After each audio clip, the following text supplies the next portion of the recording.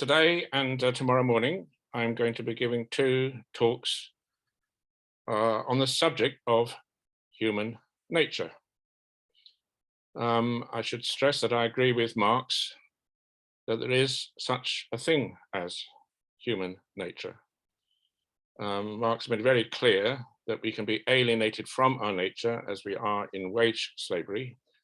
And he made very clear that our nature as humans is thoroughly social. And that given a social world in which our nature was easily expressed and rewarded and being expressed, we would enjoy providing for one another, giving each other pleasure, insight. For Marx, it's absolutely clear that language and all the other things which are distinctively human about our nature are social in that sense. So right now I'm going to be emphasizing the kind of primatological side of it. I mean, everybody knows that if you're a Darwinian of any kind, that human nature must have evolved in some way from the nature of our primate, ape ancestors. So I'm going to be focusing on that, whereas tomorrow I'm going to be focusing more on that familiar argument, which is also will be kind of present this afternoon. And I think all of us must have, while canvassing for the Socialist Party, perhaps the Labour Party, perhaps some other party, but on the doorstep with our leaflets, our newspapers in the past, we've all come across the kind of cynicism that we find, which is, well, you know, good ideas, all these ideas about equality, abolishing war, abolishing poverty, you know, changing the world, they're all very well, but you can't change human nature. Not even a revolution could do that. And so I'll be focusing on what archaeologists and anthropologists call the human revolution, and showing that actually there are certain things about our nature which are uniquely human. And I'll be arguing that the distinctively human features of our nature, the fact that we are capable of self-awareness, we can see ourselves as others see us, no chimpanzee can really do that. The fact that we're capable of constructing rules among ourselves, bottom-up rules, of course, not you know, as we evolved as hunter-gatherers, rules with norms of behavior which we felt were necessary in order to make life bearable for all of us. But we are capable of establishing rules, including on the most difficult areas. For example, sex is extremely difficult to subject sexual behavior to rule, but we humans, no doubt about it, we manage it. That's what kinship systems are. We have very unusual eyes that we can look into each other's eyes. Chimpanzees use their eyes for looking out, but they're almost designed with the absence of a white sclera to prevent others from looking into their eyes. We can and so many things about our nature which are distinctively human, and therefore we need something more than simply Darwinian continuity to explain those features. I'm at University College London. I'm a research fellow here. My specialism is, of course, human origins. I need to stress at the outset, I'm not a primatologist, but I work with primatologists, and because many of us here at UCL are primatologists, archaeologists, anthropologists of various kinds, and it's always seemed important for me to not just have my own theories, but to carefully listen to, read colleagues, and in particular, I've always been fascinated by the study of monkeys and apes. And perhaps before I start, I'll just mention a few books. This is a wonderful book, Primate Social Systems by Robin Dunbar.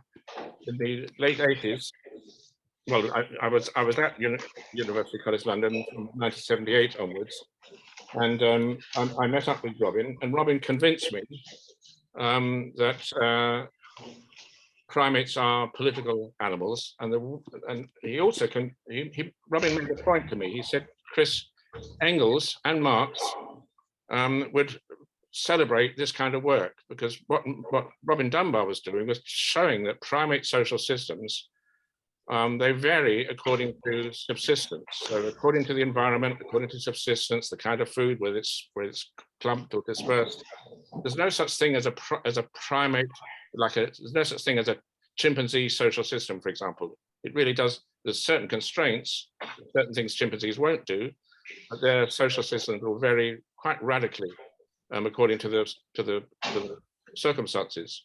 So in many ways, it seemed to me when I met Robin, and he persuaded me of what's called behavioral ecology in the study of these things, that this is essentially the same methodology as Karl Marx used to study human societies, where of course the idea is that it's not that mind governs matter, not that ideology governs politics and structures, the other way around. The ideological structures emerge from the things which people actually do in making a living. And although, of course, chimpanzees and other primates don't exactly have ideology, they certainly have, it's certainly extremely intelligent. They have politics, and the ways in which they relate to each other, the forms of cognition they deploy, absolutely, exactly as Marx would have predicted, reflect the kind of lives they live, owing to, of course, whether they're up in the trees, out in the grasslands, the circumstance they live in. And of course, there are many other things I could point to. This is a lovely book, by the way. This is Frans de Waal, Our Inner Ape, and it's very balanced, the best and worst of human nature. Now, I'm going to be focusing fairly heavily on Richard Wrangham, and I'll just perhaps start by saying, I imagine everybody here is aware that we Marxists aren't really doing too well these days in comparison with the right. I'm going to take it that all of you have heard of Jordan Peterson. Is that right? Everyone's heard of Jordan Peterson? He's got 5.3 million subscribers on his channel. One of his YouTube videos has 3.2 million viewers. And recently, he did a long YouTube interview with somebody called Richard Wrangham, who, like Robin Dunbar, is a primatologist. I have much more time really for Robin's version of primatology than for Wrangham's, although you can't deny it, Richard Wrangham is a serious primatologist, a student of Jane Goodall, studying chimpanzees in Tanzania. And Richard Wrangham was being interviewed by Jordan Peterson, and one of the reasons why it's so relevant to the topics we're discussing today and tomorrow is that, well, this is the first book which Wrangham wrote with Dale Peterson, which got him popular, got him into the big time, if you like. So demonic males is simply about how, because we are essentially a great ape, we humans, and in particular, we're extremely closely related to chimpanzees, and because where Wrangham was doing his field work, chimpanzees were really exceptionally male-dominated. So Wrangham considers that we humans are essentially chimpanzees, and because in the area where Goodall did her pioneering field work, and then Wrangham followed on that with that field work. This is the Gombe Stream National Park, Tanzania, close to the eastern limit of the chimpanzees range in Africa. Social life revolves around a coalition of dominant males who compete for status, engage in bouts of frenzied aggression, display lethal hostility. I don't really have a problem with kind of calling it warfare. It certainly looks like warfare against their neighbors, attempting to kill anyone they find in the neighboring group if they can find them kind of in isolation, and go out of their way to make sure through violence that they dominate every single female member of the group. Now, it's really difficult to deny that that kind of stuff was going on in the period when Wrangham was doing his fieldwork. I don't really want, I mean, there are arguments. There's another book, by the way, by Margaret Power, The Egalitarians, Human and Chimpanzee, and she's arguing that the conditions that Goodall and Wrangham found in Gombe were not exactly natural, that there was things going on. The chimps were being fed with bananas, their territory was relatively restricted, and she argues that those particular extreme conditions were pathological, and far too much has been drawn from that particular case. So, I mean, I think there's no doubt about it, that is correct. But on the other hand, the range of variation of social structures of common chimpanzees, I mean, wherever they are in Africa, across the whole of their range, any of us, we would just find life so stressful, so tense, so full of violence and threat and aggression.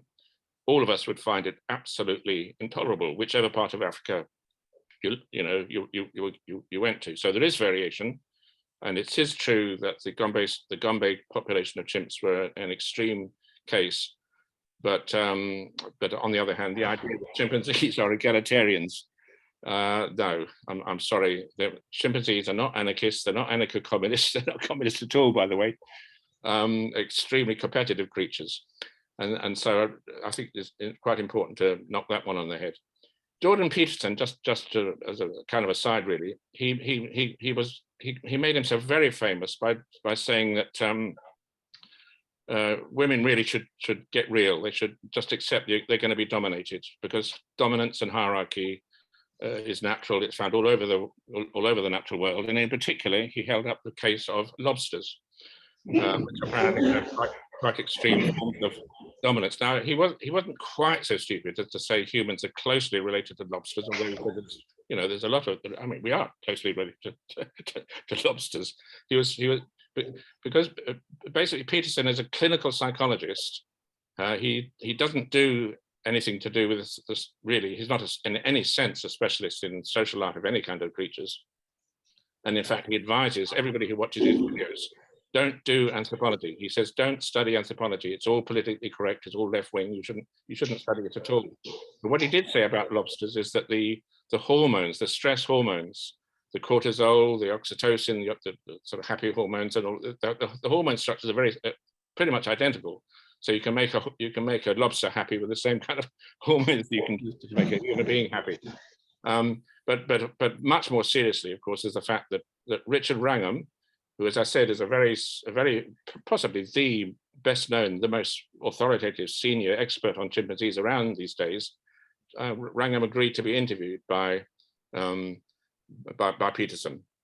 Of course, the message there is precisely that war, violence, inequality, dominance, especially male dominance, all of these things, you've got no hope of changing them. They're just as much part of a human nature as the fact we've got 4 fingers and a thumb on each hand. Just forget it. Forget any possibility of changing these things.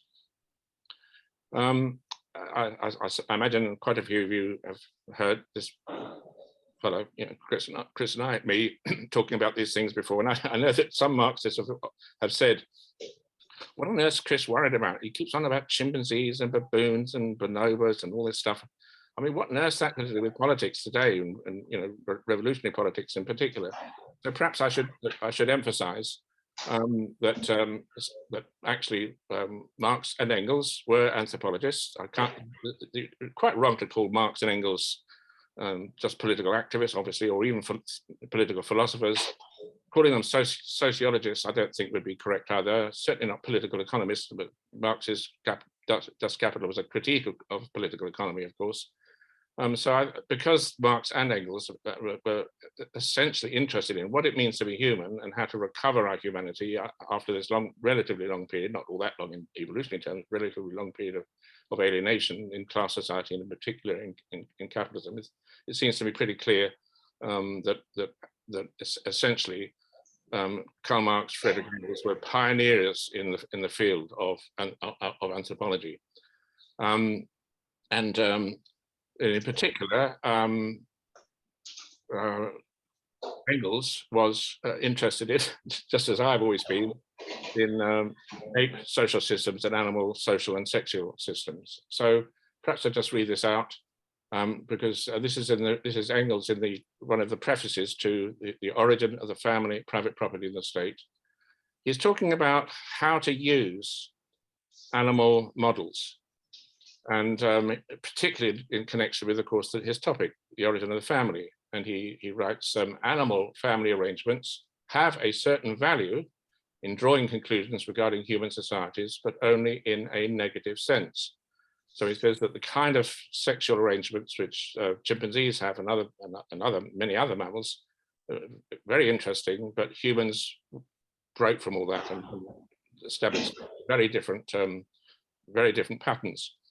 And so he says, this is carrying on a bit, despite variability in mating arrangements, quote, the higher vertebrates know only two forms of the family, polygamy or the single pair. In either case, only one adult male, only one husband is permissible. Now, I'm reading this, by the way, no way am I saying the way to get up to scratch on understanding monkeys and ape societies is to read Engels. He was writing well over 100 years ago. I'm simply saying that there's a precedent for taking as much interest as I do, and I think other Marxists should, because Engels was doing exactly that. And what he's arguing here is it's kind of related to the whole topic of private property. He's basically saying that with most mammals, there's conflict between the males for access to females, and very often one male ends up with a whole harem of females. But even if the male has only got one female, the critical point is that the males, because of their sexual competitiveness, their sexual jealousy, they don't form a level of cooperation beyond this competitive individual, and that wider level of community, if you like, that males potentially you might think could be involved in. He calls it the horde, not a particularly happy term. I don't think anyone uses that these days. But what he says is this: he says the jealousy of the male, representing both tie and limits of the family, brings the animal family into conflict with the horde. The horde, the higher social form, this is a group of males and females, tolerant of each other, cooperative between each other. The horde, the higher social form, is rendered impossible here, loosened there, or dissolved altogether during the mating season. At best, its continued development is hindered by the jealousy of the male. This alone suffices to prove, this is all a quote from Engels, that the animal family and primitive human society are incompatible things. That primitive man, working his way up out of the animal stage, either knew no family whatsoever, or at the most knew a family that is non-existent among animals. And then he says, for evolution, this is again Engels, for evolution out of the animal stage, for the accomplishment of the greatest advance known to nature, an additional element was needed: the replacement of the individual's inadequate power of defense by the united strength and joint efforts of the horde. And then he describes what the kind of what we call today in anthropology, classificated kinship, where a woman is kind of equivalent in some formal sense to a sister, a man to a brother. If you marry a woman, you're in some sense married to a sister as well. There's a kind of collectivism about kinship and marriage, and what Engels is saying is that only once that individualism, that competitiveness, jealousy between males, once that they've been broken and replaced by collectivism, even on the level of kinship and childcare and so on, only then did humans sort of break out of their previous constraints and succeed in evolutionary terms. So all I'm saying there, I'm just stressing. I'm not at all saying that just that we should turn to Engels for anything up to date. It's just I'm just pointing out that he was interested, and he did make some points which were insightful. Now, okay. Let's talk about these demonic males, these chimps. Yes, they are. There's no question that common chimpanzees are, they're not communists. They're not egalitarians. So, that's absolutely true. And if you just think in terms of common chimpanzees, even though there's quite a range of variability across Central Africa, across the forested areas where chimps, thrive, even though there's quite a range. And in some areas, females do have a certain amount of solidarity and actually do defend themselves against harassment by males. Despite that, there are certainly limits.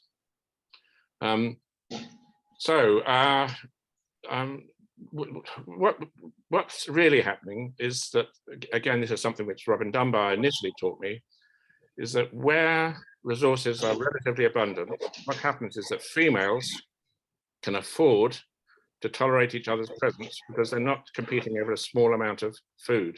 So one of the fundamental things in modern behavioral ecology, which, by the way, used to be called sociobiology, but the primatologists and others decided to change the name. They got so much hate mail from the left for being fascist and sexist and racist and stuff, which most of which, by the way, is Maoist complete nonsense. You know, you can disagree with Robin Dunbar or Volker Sommer or other primatologists, but they're genuine scholars studying monkeys and apes. The idea that the place you're going to be most likely to find fascists and so on is in some rainforest with people looking at termites or gibbons or whatever. It's just complete nonsense. But the critical thing is that this discipline, nowadays called behavioral ecology, works on a fundamental premise, which is that female strategies are decisive, not male strategies. So even when you have male dominance, it's the female strategies which have enabled the males to dominate, because the females find it perfectly okay.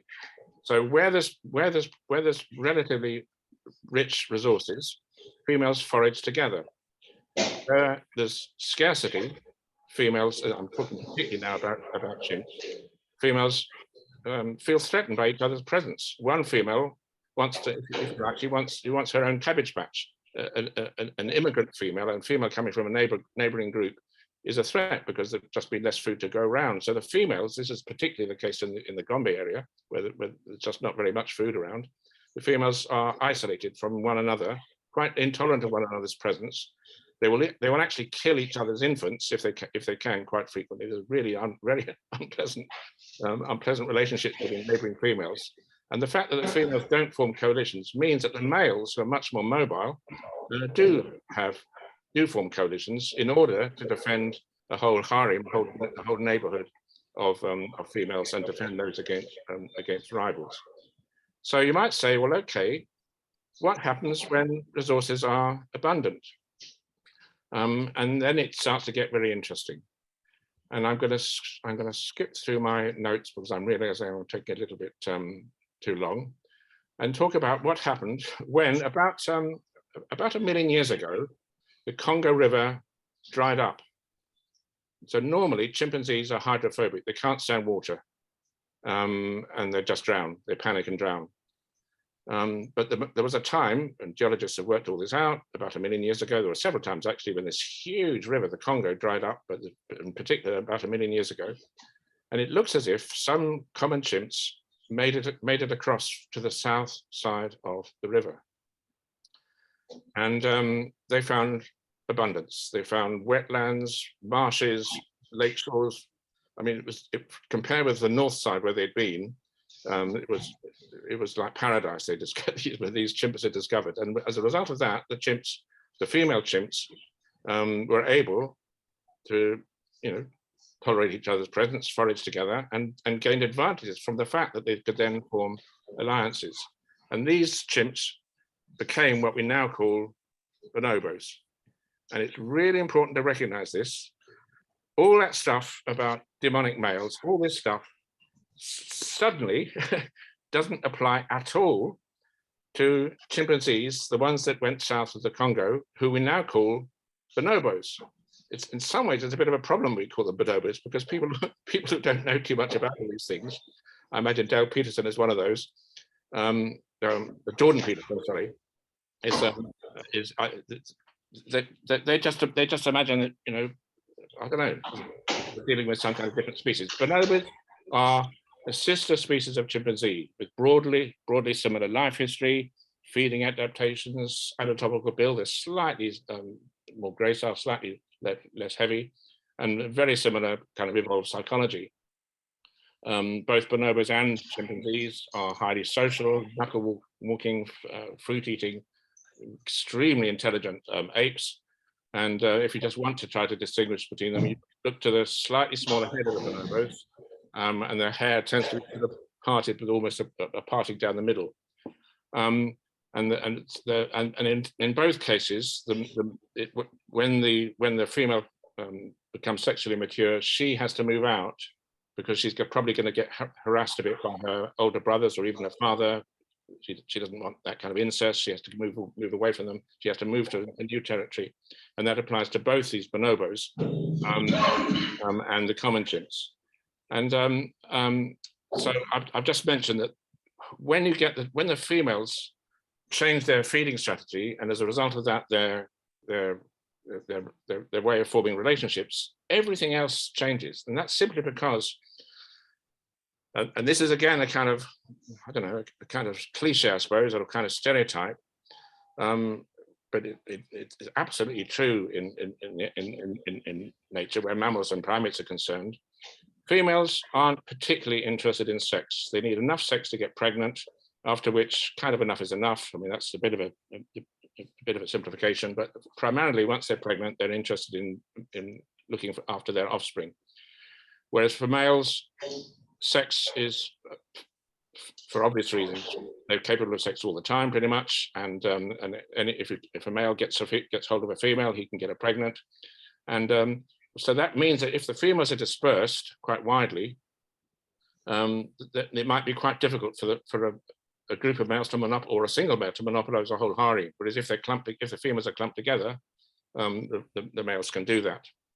They can monopolize harem. So you might have a one male system with one male monopolizing a harem of females. The critical thing is that it's the female strategies which are fundamental. Where the females are is critical, and the males map themselves onto the arrangement previously established by the females.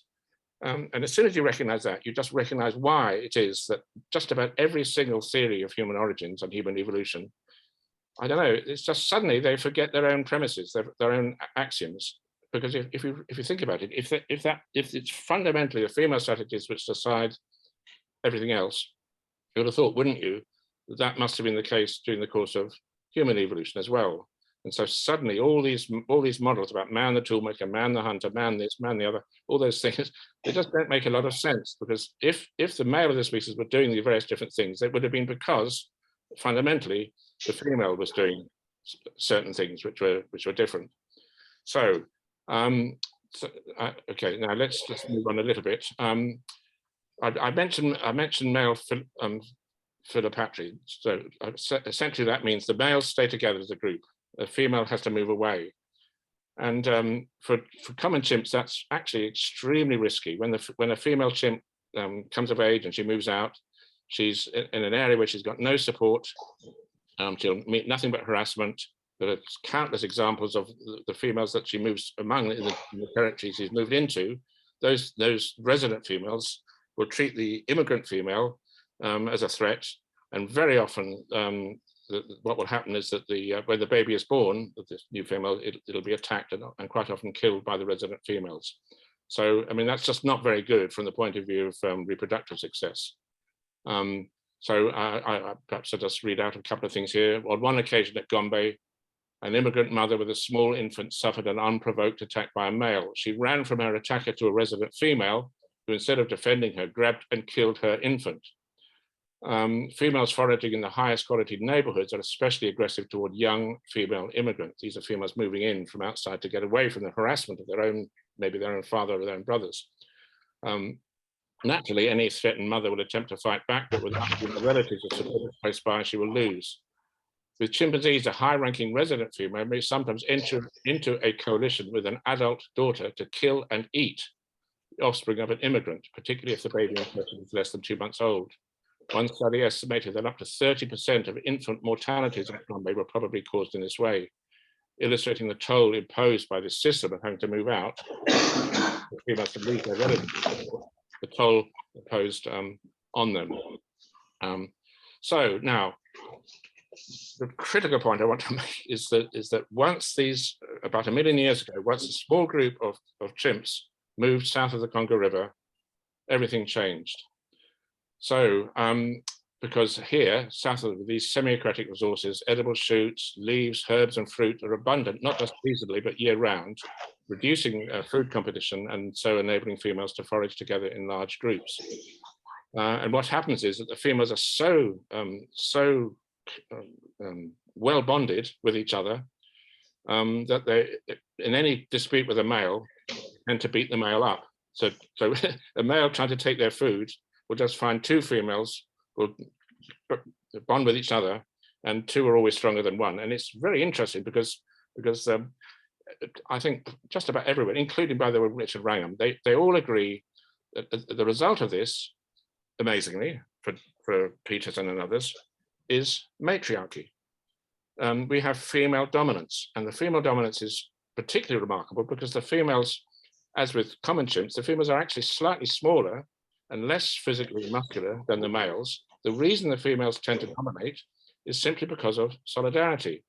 Now, and again, because of this system of moving out and becoming mature, what happens is that the females, who are in some ways you'd think might be similar to the common chimpanzee females. In other words, they've moved into a new area. They don't have any relatives. The mum isn't there. The sisters aren't there. They're going to be beaten up by the females that are among. What happens with the bonobos is that they manufacture sisterhood. They're not sisters. They're not genetically related. But what they do is two females use their sexual swellings, this big sort of inviting sexual signal which all chimpanzees have, size of a grapefruit, which is what we call an estrous signal, for about 10 or so days during ovulation. They use that signal to have sex with each other. So it's almost as if the motto of a female bonobo is kind of, if it moves, have sex with it. So when they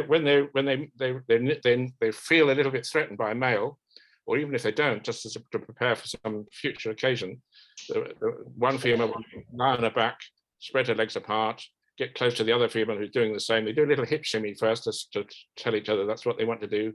They do a bit of what's called GD rubbing. They form a very strong bond. And then from then on, they're kind of sisters, but but they're not related at all. They've constructed a kind of sisterhood, which gives them this power. And of course, a coalition of bonobo females is then a force to be reckoned with. Faced with their opposition, no male can establish his dominance, and so no individual male even tries. And so we have this example of female dominance in a great ape. And what we have here is an illustration of how a resource-rich environment can transform social structure in a species of great ape. So let's move on a little bit, because we need to come to warfare, and I'm going to perhaps stop in a minute now because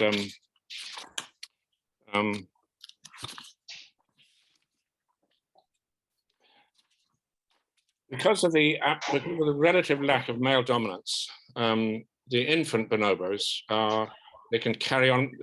Obviously, infants in pretty much all mammals, they tend to be very playful. They're playful when they don't have any anxieties.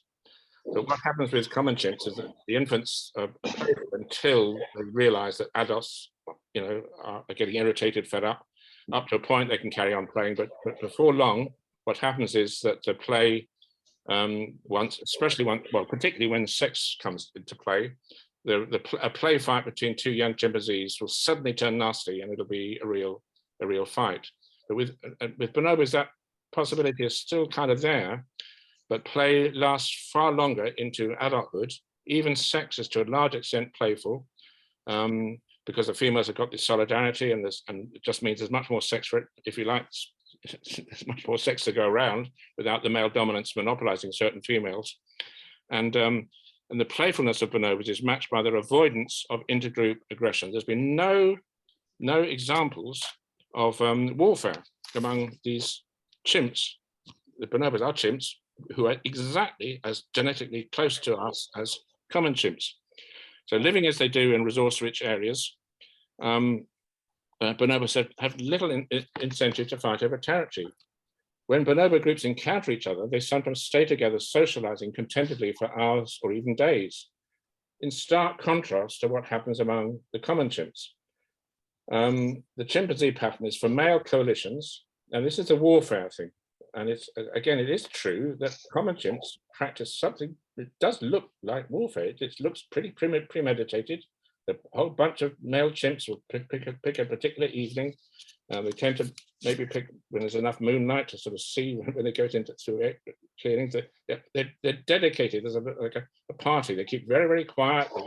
They sort of tiptoe through. They're looking for a male in the area they've invaded who's isolated, and they will do their damnedest to attack him. And they're not very good at killing the enemy. They don't have, they're not very good at that. It takes a long time, but they manage it by just endlessly, biting, scratching, and particularly stomping on the male they've attacked. And so the chimpanzee pattern is for male coalitions to mount raids into one another's territory, most often searching for an isolated victim. And when the number of males is quite large, the rate of killings can be astonishing. And of course, these are the facts which are built upon by Peterson, Jordan Peterson, Richard Wrangham, and so many other people who want to argue that warfare, we've just inherited it from our chimpanzee ancestors. So reports from an unusually large community in Uganda describe how the males regularly patrol their community borders, moving silently and in single file. Over a period of 10 years, 18 neighbors were killed or fatally wounded, and 3 other deaths, the primatologist just inferred they must have been killed, otherwise, how come they disappeared? That implies almost 3% of the whole population per year, a mortality rate orders of magnitude higher than for any human hunter-gatherer group, or even any human agricultural group. Well, bonobos are much more sociable. They're rarely isolated, and so the tactic of attacking a lone victim wouldn't work. Bonobos would be able to fight back because they build their nests close to each other in the trees, sleeping overnight as a whole community, and then splitting up in the morning into relatively large mixed-sex parties to go foraging. Bonobo males may sometimes form a temporary coalition to attack a single outgroup male, but they don't patrol their borders or mount organized raids. And now I want to just tell you the last part of what I'm going to be saying about the bonobos. When two, and please, I imagine most of you got some, you're Marxists, I think, or at least interested in Marxism, and just think of the history of socialism, the history of our position, in Marx's position on war, how we're internationalists, we fight war, through the appeals to solidarity across borders.